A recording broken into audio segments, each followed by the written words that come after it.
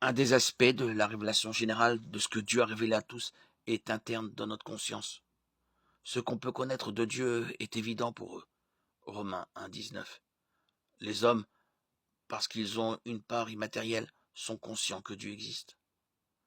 Ces deux aspects de la révélation générale sont illustrés par de nombreuses histoires de missionnaires rencontrant des tribus autochtones, n'ayant jamais vu une Bible ou entendu parler de Jésus, mais qui, quand le plan du salut leur a été présenté, savaient que Dieu existait, parce qu'ils en voyaient des preuves dans la nature, et qu'ils avaient besoin d'un sauveur, parce que leur conscience les convainquait de leurs péchés et de leur besoin de lui.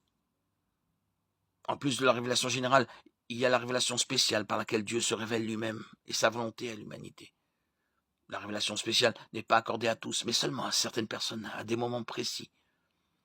Voici quelques exemples bibliques de moyens employés par la révélation spéciale. Le sort, acte 1, 21-26. Proverbe 16, 33. Le Urim et Tumim, un sort particulier employé par le grand prêtre. Exode 28, 30. Nombre 27, 21. Deutéronome 33, 8, 1.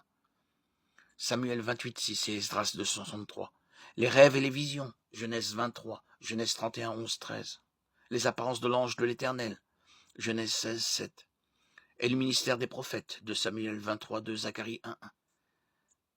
Ces références ne sont pas une liste exhaustive, mais quelques exemples pertinents de ce type de révélation.